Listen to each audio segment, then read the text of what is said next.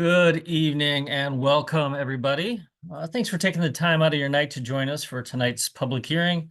This is a public hearing for an EGLE application that was received to construct a revetment and restore an eroded bluff on Rogers Creek. That is on Blue Star Highway in Covert, Michigan. My name is Ryan Blazik. I'm with EGLE's Environmental Support Division. I am just going to be helping to moderate tonight's hearing. Before we get too far into it, just have a couple things that I need to go through. All right, first off, for your information, this is kind of what our agenda looks like tonight. We're going to start off with an introduction, and that's what we're doing right now. And then there's going to be two parts to tonight's hearing. We're going to start off with an information session. So during this session, the applicant will be able to present and has an opportunity to present information on this proposed project.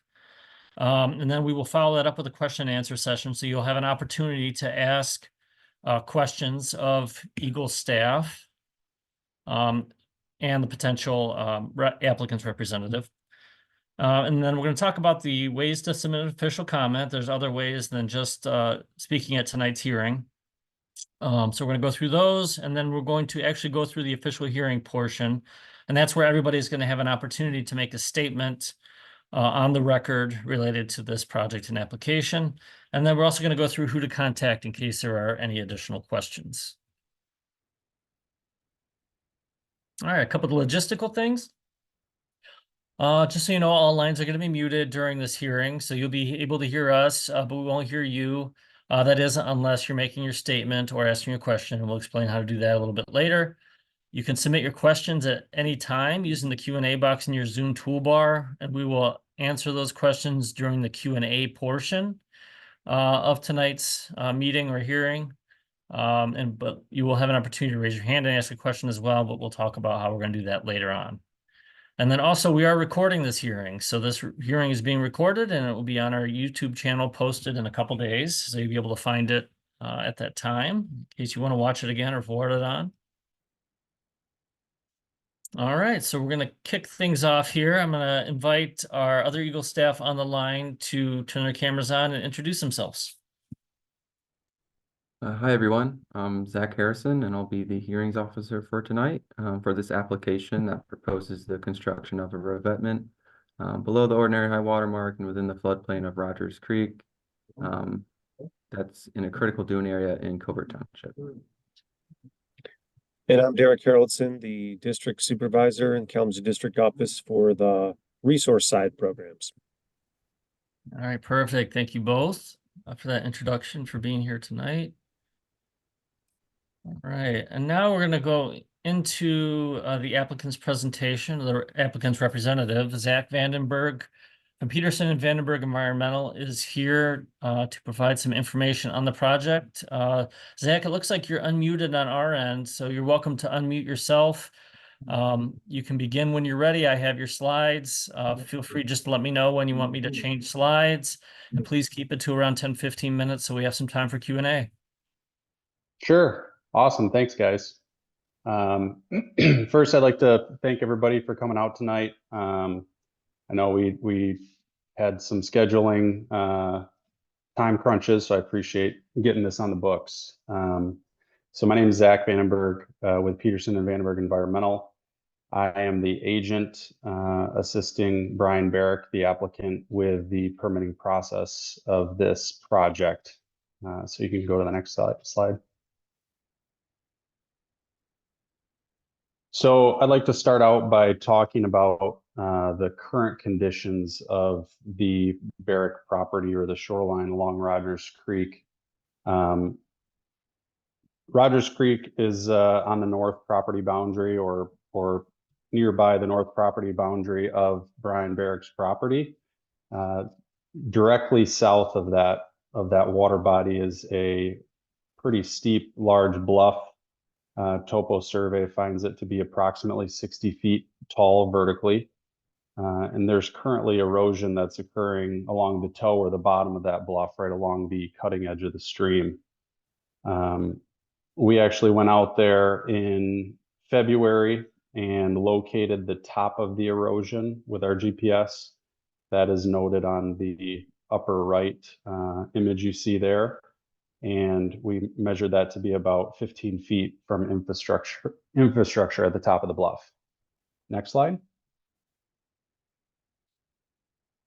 So in order to mitigate this, we came up with a project that will protect the toe. And the goals of this project are ensuring that the toe is protected long term. That will prevent the inevitable collapse of the Barrick residence. And then once that revetment is installed, the goal will then be to restore the eroded portion of the bluff face to a more stable angle so that it can be stabilized with native vegetation. Next slide. So the project design, like I stated earlier, it's going to be a rock revetment installed at the bottom of the bluff. Initially, when we first looked at this, we were thinking it was most definitely going to require some sort of sheet pile, but in looking at it further and talking to some contractors, we determined that a rock revetment would actually work as well, which we believe would be a better solution in this case. So this revetment is proposed approximately 8 feet waterward of the ordinary high water mark of Rogers Creek. And the way it's installed is by first excavating so that filter fabric can be laid down and the rock can be placed within that excavated area. That helps prevent scour and keeps sort of sets a foundation for the structure. And then once the structure is installed, like I previously mentioned, the eroded portion of that bluff face is proposed to be restored by placing backfill and creating more stable angle, as it's currently too steep. And then once that angle is restored, then we will be installing native plants along that eroded portion to improve it. Next slide. So the access that we'll be proposing for this project is via Fire Lane 13. We're not proposing any sort of grading or widening of any part of this project in order to get access. As you can see on that image, it's pretty small, but there's a temporary stockpile location at the edge of Fire Lane 13 on the southeast side of the Barrick residence. And then from that stockpile location, material will be brought in to the project site and then installed from there. Next slide. So the concern for vegetation here, for anyone who's seen this project site can see that there's a real problem. Currently, the entire bluff face is unstable directly adjacent to the Barrick residence. And so our goal with this project is really to ensure that the toe is protected long term and that we can restore the area that is eroded with native plantings. Currently, trees are falling into the creek, and we hope to be able to resolve that issue with the revetment and stabilization efforts. Next slide. So this will beat your 10 minutes, but in conclusion, there's a big problem currently. This erosion is ongoing. We went there last summer and then again in February and found that erosion is going to continue. And if we don't do something to protect the toe of this bluff, there's a serious concern for the undermining or collapse of the Barrick residence. And so in order to do that, some sort of permanent stabilization measure is needed at the bottom. Like I previously mentioned, we were initially looking at sheet piling, but found that rock would be a viable solution that would be better in this case. And then once that rock is installed, then the eroded portions of the bluff can be restored, and the current stable portions of the bluff can be preserved. And so that is the overall goal of this project. All right, thanks for providing that presentation, Zach. We are going to now move right into kind of our Q&A session in case there are any questions out there that folks who are logged in would like to ask. You can either ask your question by submitting your question using the Q&A box at the bottom of your screen. So you should see that Q&A. Click on that, type your question in, send it to us. This is your opportunity to ask some questions related to this project. Or if you prefer to ask it verbally, you can click the raise hand icon at the bottom of your screen. Click raise hand, and then we'll call on you, and you can ask your question. If you're on the phone, if you have any phone-in callers, you can type #2 to raise your hand. And then that will raise your hand, and we'll call on you using the last 4 digits of your phone number. Then you'll have an opportunity to ask your question, and we'll be able to unmute yourself. Just so you know, this isn't the point in the evening where we're going to make comments. That'll be right after this. This is where, basically giving a few minutes in case there are any questions on the project. So you can raise your hand or type those in at any time. If we don't have questions, then what we'll do is we'll move on to the next part of the evening, and then we'll keep things rolling. So it looks like, all right, looks like I do have a question in the Q&A box. Has there been any assessment done to what the effects may be of the wall will be on the opposite side of the creek or other areas along the creek? Yeah, I can take that one. We did have our floodplain engineer, John Baja, review this application as well. And as the structure and how it relates to any impacts to upstream or downstream of the property, we, at least on our review, had considered that the hydrology here is much more subject to influence from Lake Michigan rather than a structure along the shoreline of this property. And additionally, there is a bridge just upstream of this property, which likely influences hydrology much more significantly than this revetment would. And also worth mentioning is that this stream is mostly a sandy substrate bottom, so it's subject to move around quite a bit anyways. And based on our floodplain engineer's review, we have been considering any impacts across the stream. And we are certainly considering that and we'll continue to do so.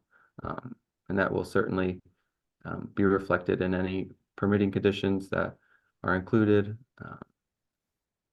going forward. All right.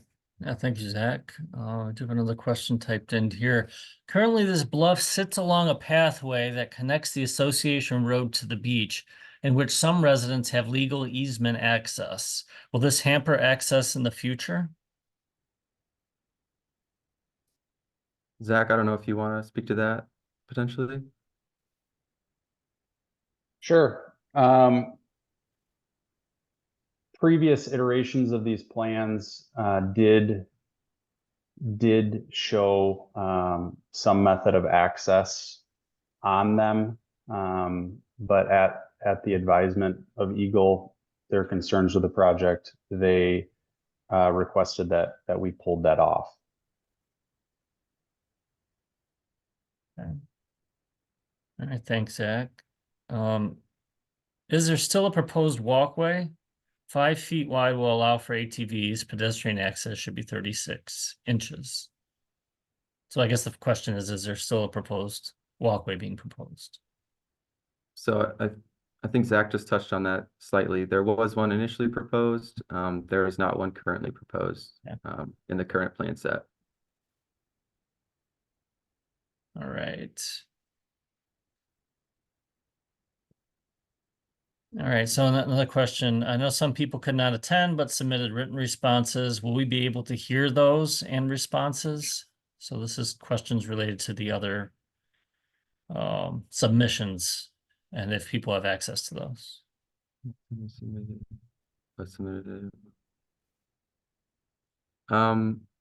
So we did receive some submitted responses thus far. There's no intent or plan necessarily to for me to share those comments at this time, but if you reached out to me afterwards, after the hearing, I can certainly let you know maybe some context on those additional comments, and I can provide hopefully some interpretation for you.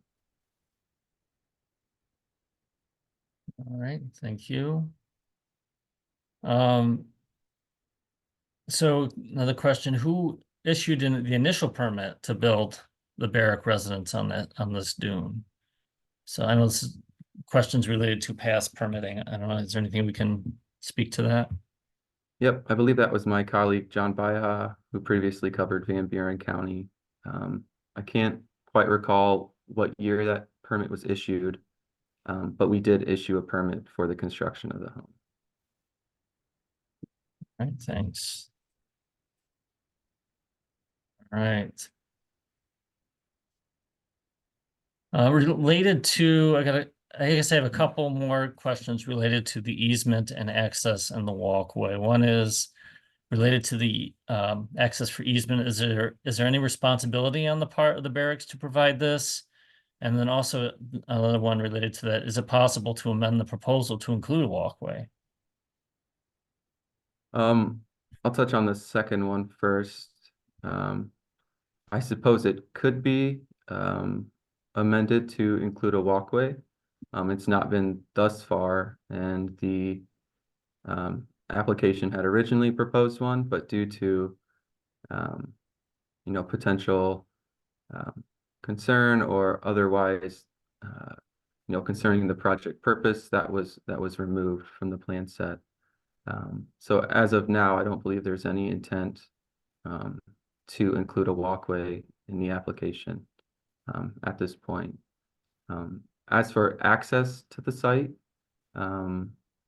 seemingly the access is on a current roadway, so I don't believe that there's any need for an easement, and the applicant has not provided one thus far. So we are not taking that into consideration, or we have not required that at this point. Okay. Thank you. Are we certain the erosion is due to the water flow and not runoff from the Barrick home? Meaning, are we sure this revetment will solve the problem? Zach, I don't know if you wanna take that one. Sure. My experience with dune erosion is two-part process. Typically starts with some sort of toe erosion, whether that's waves of Lake Michigan or the cutting edge of a stream.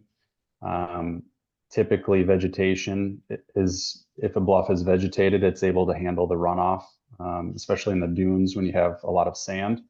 But I would say runoff does play a role once a dune is no longer vegetated.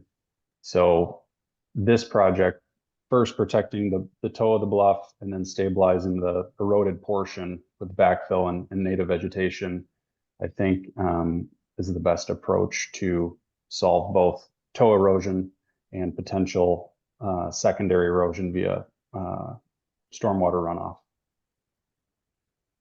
All right, thank you, Zach.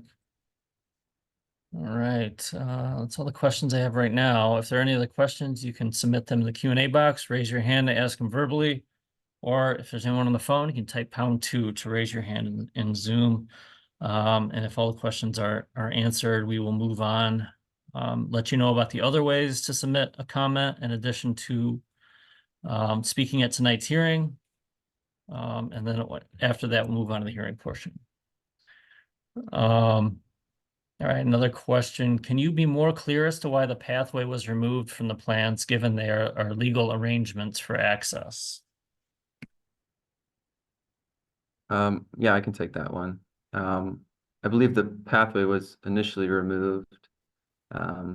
We felt as though there was potential for alternatives to a flat pathway above the revetment, such as the construction of a boardwalk or stairs that would be in compliance with WRD 008, which is a policy related to Part 353 and activities that don't constitute a use and are effectively exempt from statute.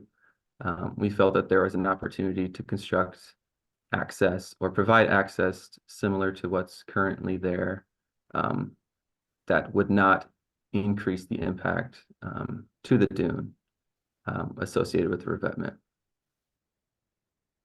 All right, thanks, Zach. All right. Are there any other questions before we move on to the next part of tonight's hearing? All right, I'm still not seeing any other questions, so unless any pop up here in the next few seconds, we'll move on. All right. Can you explain the last statement more fully? I don't know if you can elaborate any more fully on that, Zach. I think it would be appropriate if anyone would like to follow up with me afterwards, I can perhaps give a more written explanation as to how WRD 008 relates to kind of our assessment of feasible and prudent alternatives to portions of the project. Yeah, I think it's a great idea, Zach. And just so everybody knows, I'll be providing Zach's contact information at the end of the hearing tonight. So in case you need additional information or have follow-up questions, you'll be able to reach Zach. All right, thank you. Any others? Questions out there, I guess, that we can answer tonight? All right, not seeing any other open questions, so we're going to go ahead and move on. Yeah, thanks to the Zachs and Derek for being part of that Q&A panel and for the presentation. All right, before we move on to the comment portion tonight, where you have a chance to make a comment, there are some other ways you can make a comment by my enviro under hearing submission HPW 7M08 CJASG. You see a link in front of you. We're also going to be putting that link in the chat so that you'll have it available. You can also submit your comments by mail to EGLE Water Resources Division at the Kalamazoo District Office, 7953 Adobe Road. That's ADOBE Road, Kalamazoo, Michigan 49009. -5025. I'm just reading it in case there's anybody on the phone. And the comment period after the public hearing will be open for 10 days. All right. Which is April 28th. All right, we're going to move into the hearing portion. So I'd like to invite Zach to read the opening statement for tonight. All right, everybody. Bear with me here. This is a rather long-winded statement, but hopefully we can all stay attentive while I read it off here. So I just want to start off by saying good evening and thanks for coming to this public hearing. My name is Zach Harrison and I'm the district representative in the Water Resources Division for the Michigan Department of Environment, Great Lakes and Energy.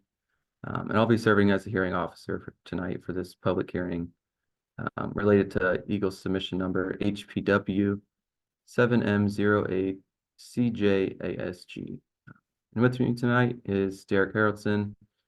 He's the Kalamazoo District Supervisor. So just kind of to describe how this is going to work, I'm going to begin with some background information about why we're here. And then I'm going to describe the purpose of the hearing and how your comments will ultimately be used. And following that, I'll outline the procedures under which we'll take your comments, and I'll describe what will happen after tonight's hearing. Then it'll be time for you to provide the comments, and then we will spend the majority of tonight listening to those comments. And then at the end of the hearing, I'll read the closing statement. So for some background information, the Water Resources Division, or WRD, is responsible for administering a variety of programs that help protect the inland lakes and streams, wetlands, floodplains, sand dunes, and the Great Lakes in Michigan. These programs regulate certain activities, including dredging or filling a lake, stream, or wetland, constructing a dam, constructing a marina, placing shore protection or constructing permanent docks, and building in a designated critical sand dune area, wetland, or floodplain. And the law that governs all these activities is the Natural Resource and Environmental Protection Act, 1994 PA 451 as amended. We'll refer to that as Act 451. And we're meeting here tonight because Brian Barrick, the applicant, has proposed specifically the excavation of 115 cubic yards of sand material, 105 cubic yards of which are below the ordinary high water mark of Rogers Creek, to tow in the revetment, and then to place approximately 225 cubic yards of 24-inch diameter riprap in a configuration measuring 130 feet long, 13 feet wide, and then approximately 105 cubic yards of riprap will be placed below the ordinary high water mark of Rogers Creek, and approximately 38 cubic yards will be placed within the 100-year floodplain of Rogers Creek. Other proposed activities include the restoration of the eroded portion of the dune above the revetment with approximately 720 cubic yards of clean sand fill, and then finally the stabilization of the restored portion of the bluff with native dune species. So in order for us to grant a permit, we have to find the proposed activities described in the public notice meet certain criteria set by Part 31, Water Resources Protection, Part 301, Inland Lakes and Streams, and Part 353, Sand Dune Protection and Management of the Natural Resources and Environmental Protection Act, 1994, Part 451 as amended. So in this case, we must consider the effect of the proposed project on the creek and critical dune area. So when we're reviewing an application for a permit under the provisions of Part 301 Inland Lakes and Streams of Act 451, EGLE is charged to make the following considerations as required by Section 30106 of Part 301. And those are that the department shall issue a permit if it finds that the structure or project will not adversely affect the public trust or riparian rights. That 2, the department shall not grant a permit if the proposed project or structure will unlawfully impair or destroy any of the waters or other natural resources of the state. And in a similar vein, when reviewing an application for a permit under the provisions of Part 353, Sand Dunes Protection and Management of Act 451, EGLE is charged to make the following considerations as required by Section 35304 of Part 353, which reads, subject to Section 35316, the permit shall be approved unless the local unit of government or the department determines that the use will significantly damage the public interest on privately owned land, or if the land is publicly owned, the public interest in the publicly owned land by significant and unreasonable depletion or degradation of any of the following. 1, the diversity of the critical dune areas within the local unit of government. 2, the quality of the critical dunes within the local unit of government. And 3, the functions of the critical dune areas within the local unit of government. And the purpose of tonight's hearing is to give anyone interested in this particular shoreline protection project an opportunity to provide information that EGLE can use in making the decision whether or not to issue a permit. I would ask that we please recognize that EGLE can only use the information you provide if it relates to the criteria that we must consider in making a decision. Some of you may simply want to express your support or opposition to the project, and we will be happy to make note of your position. But please understand that EGLE is by law not allowed to base our decision on whether or not there is widespread support or opposition to the project.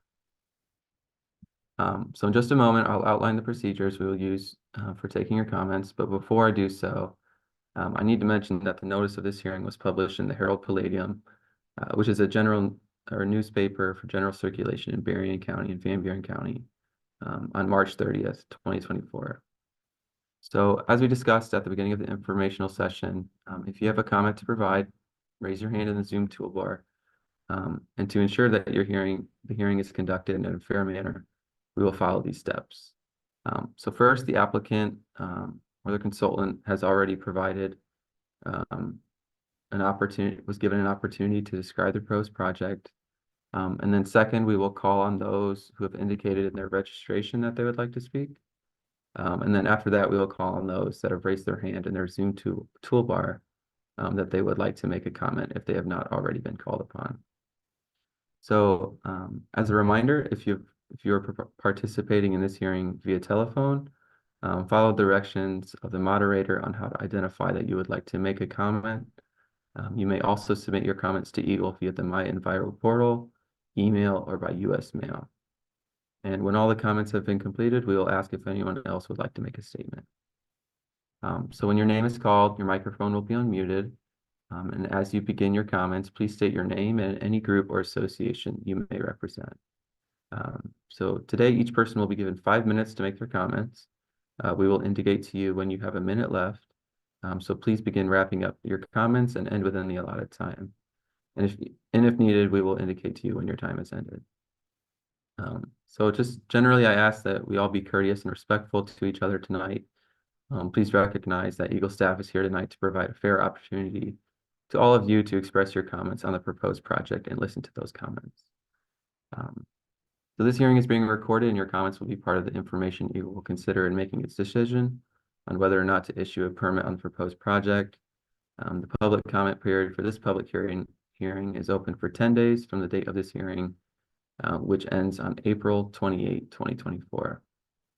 Additional information and comments submitted in writing during the 10-day public comment period will also be considered in EGLE's decision.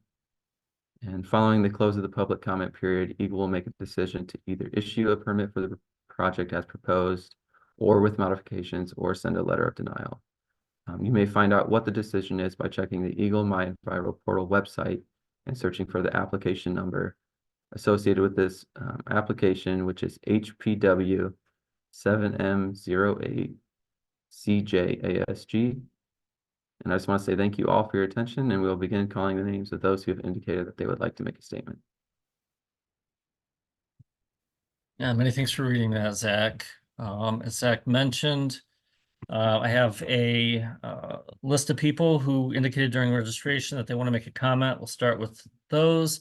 And then anybody else who's on the line would like to make a comment will have that opportunity to do so. You'll just raise your hand after we get through those names.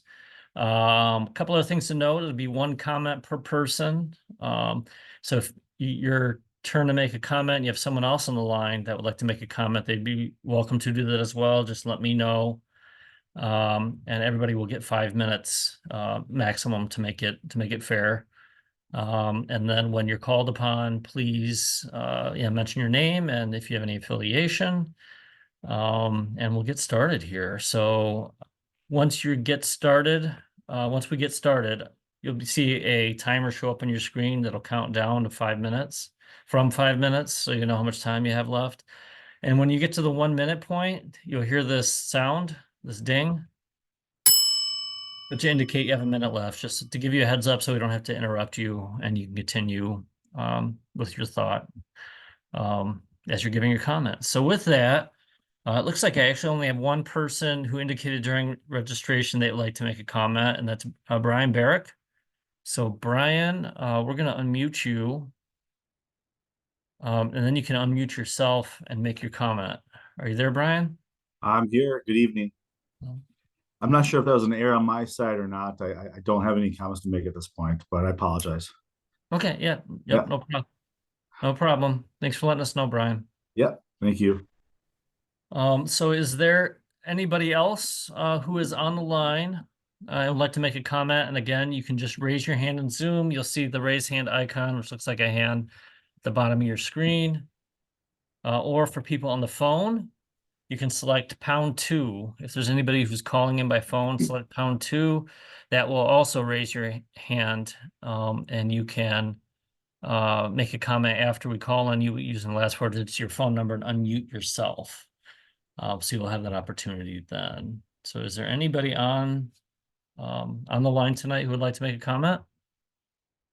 And if there isn't, what we'll do is we'll go through those other ways to submit a comment in case you decide that you do want to make a comment in writing or in My Enviro, so you have that available. And we're going to provide Zach's contact information. So we're going to go ahead and give you a couple more seconds, going once, going twice. Anyone you can raise your hand in Zoom. All right, I'm still not seeing any raised hands. So what we'll do is, Zach, if you want to read the closing statement tonight, we'll move on to the next step in the evening. Yeah, thanks, Ryan. Uh, So thank you all for your comments and cooperation thus far. We appreciate your interest in the proposed project and that you took the time to be here tonight and ask some questions. So as indicated at the beginning of the hearing, you may submit additional written comments until April 28th, 2024. Following the close of the public comment period, we will consider all the comments received and then make a decision on the proposed project. So just to remind those of you that may still want to make a comment, you can still submit those via the My Enviro portal to my email, which Ryan will share here in just a moment, or via US mail to our office, which Ryan will also share in a moment. So the hearing is now closed, and just thank you again. All right, thank you, Zach. As Zach mentioned, you can submit your comments via My Enviro. You see that in your screen. By mail to Eagle Water Resources Division, Kalamazoo District Office at 7953 Adobe Road, and that's ADOBE Road, in Kalamazoo, Michigan, 49009-5025. And as Zach mentioned, that comment period will be open for 10 days, April 28th. All right, and then as promised, on your screen, you'll see Zach's contact information. I'll just read this off for those who might be on the phone. Zach Harrison, you can contact at 269-569-6972 or at harrisonz2 at michigan.gov, and that's HARRISONZ2, as in the number 2, at michigan.gov. All right, that almost wraps it up. Derek, do you have any closing comments? Yeah, just appreciate everybody taking some time out of their evening to participate. We appreciate the questions, the overview from the applicant and the agent. Again, yeah, just thank you for coming and participating in the hearing. All right, thanks, Derek. Yeah, thanks again to all of you for being part of this and to all of our panelists. Thing I'll close out with is just a reminder to let you know that this hearing was recorded and it'll be on our website, YouTube channel in a couple days here in case you want to watch it again or forward it on. So with that, hope you all have a great rest of your night.